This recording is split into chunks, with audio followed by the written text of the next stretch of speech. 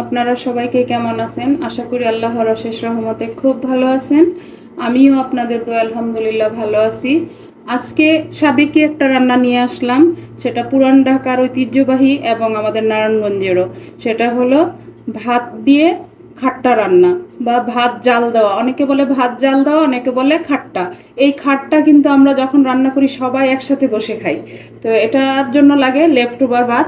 এই যে এখানে আমি লেফট ওভার রাইসটা নিয়ে নিলাম। এখানে আমার আছে 1 বাটি ভাত আছে। এর জন্য লাগবে আমার 200 গ্রাম নিছি মুসুর ডাল। এটা শুধু মুসুর ডাল দিয়ে রান্নাটা হয়, কিন্তু খেতে এত টেস্টি। যারা না খাইছেন প্লিজ আপনাদের কাছে অনুরোধ রইল, একবার হলো ট্রাই করে দেখেন। আর এখানে দিয়ে দিব আমি 2টা টমেটো কুচি। আর কিচ্ছু না, এখন এসব দিয়ে আর মশলা দিয়ে আমি রান্নাটা শুরু করব। দিব আমি বড় সাইজের একটা পেঁয়াজ কুচি। এরপর দিব মশলাগুলি। মশলার মধ্যে যাবে হলুদ গুঁড়া, 1 চামচ দিয়ে দিলাম হলুদ গুঁড়া। আর ঝাল যার যার টেস্ট অনুযায়ী দিবেন। 1/2 চামচ দিলাম মরিচ গুঁড়া, যেহেতু বাচ্চারাও খাবে, ওরা আবার ঝাল কম খায়। আর 1 চামচ দিব ধনে গুঁড়া। আর দেব স্বাদ মতো লবণ। মশলা এই, আর কিচ্ছু লাগবে না। এই পর্যায়ে পর্যাপ্ত পরিমাণে আমি পানি দিয়ে দিব। এই যে আমি একেবারে ফুল করেই দিলাম পানিটা। আর এখন আমি চুলায় বসাই দিব। চুলায় বসায় চুলাটা একেবারে হাই ফ্লেমে জ্বালাই দিব। বিসমিল্লাহির রহমানির রহিম। এখন আমি ঢাকনাটা দিয়ে এটা বলক আসা পর্যন্ত অপেক্ষা করব। বলক চলে আসছে এখন।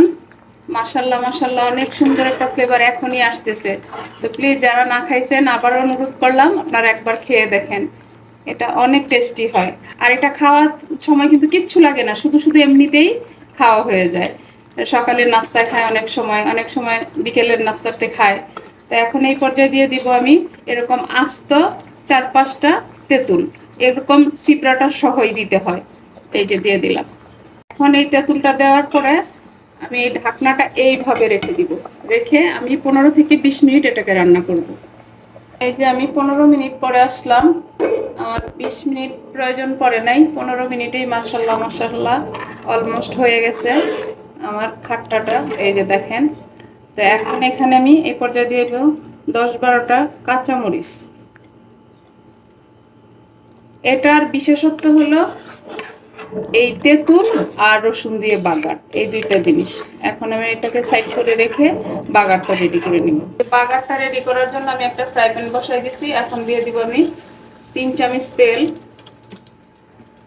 এই বাগারটার জন্য রসুন কুচি দিয়ে বাগারটা দিতে হয়। এই যে এখানে বড় সাইজের একটা রসুন আমি কুচি করে রাখছি, এটা এখন দিয়ে দিব। এখন এটাকে আমি একদম পোড়া পোড়া করে ভাজবো। এই খাট্টাটা যখন রান্না করবেন এই রসুনের বাগারটা কিন্তু অবশ্যই দিতে হবে। রসুনের বাগার আর তেঁতুল এই 2টা না দিলে কিন্তু আসল টেস্ট পাবেন না। এই রসুনটা এরকম একেবারে ব্রাউন করে ভেজে নিতে হবে, বেরেস্তার মতো। এখন আমি নামাই নিব, এটা নামায় বাগারটা দিয়ে দিব। এই যে বাগারটা দিয়ে দিব। মাশাআল্লাহ, এখনই বের হয়ে আসছে। এত সুন্দর একটা ফ্লেভার আসতেছে, দেখেন। হয়ে গেল আমার লেফট ওভার ভাত দিয়ে খাট্টা রান্না করা বা ভাত জাল দেওয়া। এই যে এখন এই পর্যায়ে দিয়ে দিব আমি 1 মুঠো ধনেপাতা কুচি। দেখেন মাশাআল্লাহ লুকটা দেখেন। যে আমার লেফট ওভার ভাত দিয়ে খাট্টা রান্নাটা কমপ্লিট হয়ে গেল। এখন আমি এই যে সার্ভ করে নিব। এই যে তেঁতুলের চিবড়াগুলি সাথে আসতেছে, দেখেন মাশাআল্লাহ মাশাআল্লাহ। দেখতে যেমন লোভনীয়, খেতেও কিন্তু তেমনি টেস্টি হয়। তো প্লিজ একবার বানায় বাসায় ট্রাই করে দেখতে পারেন। আশা করি নিরাশ হবেন না। যারা একটু হালকা টক পছন্দ করেন তাদের জন্য একটা অনেক মুখরোচক খাবার। এই যে দেখেন মাশাআল্লাহ লুকটা দেখেন।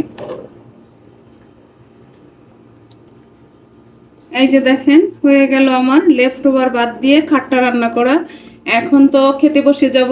তো প্লিজ আমার ভাই বোনেরা যারা না খাইছেন তারা একবার খান, আর না হয় আমার বাসায় চলে আসেন। যাই হোক, আজকে আমার এই লেফট ওভার ভাত দিয়ে খাট্টা রান্না করা শেষ হয়ে গেল।